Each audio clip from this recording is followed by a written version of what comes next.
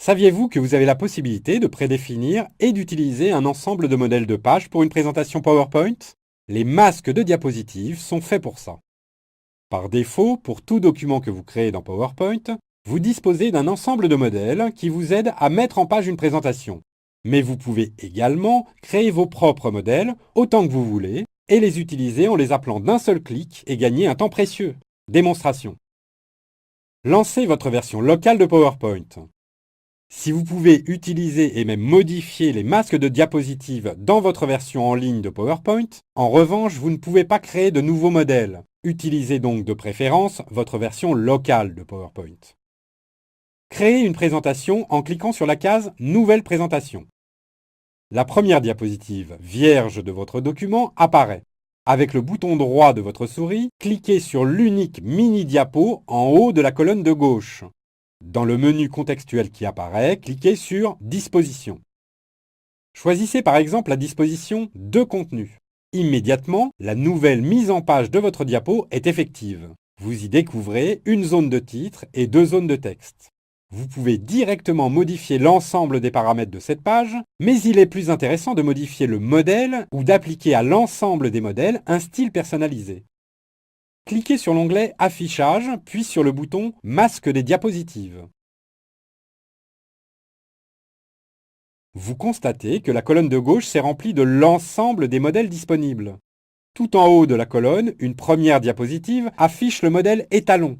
Toute modification de style effectuée dans cette diapo s'appliquera sur l'ensemble des modèles. Essayez par exemple de modifier la police de caractère du titre. Vous constatez que tous les titres des modèles ont été mis à jour. Vous pouvez également personnaliser un seul modèle indépendamment.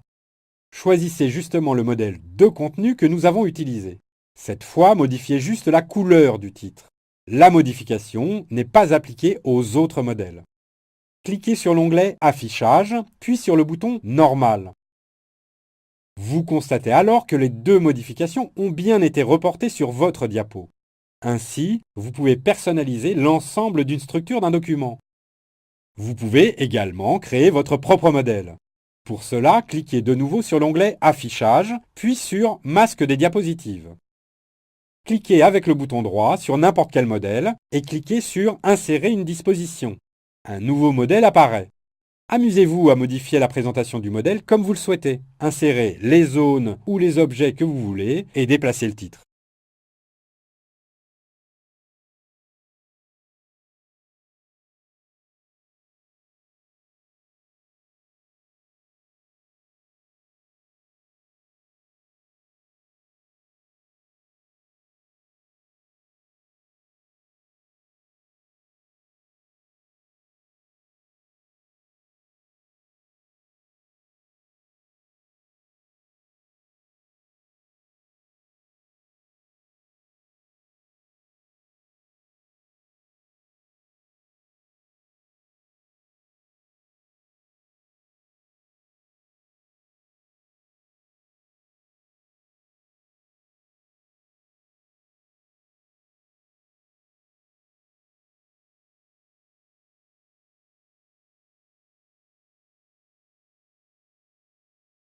À partir du menu Affichage, cliquez sur « Normal ». Créez une nouvelle diapositive. En cliquant sur la petite flèche du bouton « Nouvelle diapositive », vous voyez apparaître tous les modèles disponibles, dont celui que vous venez de réaliser, et automatiquement nommé « Disposition personnalisée ». Choisissez-le et appréciez le résultat.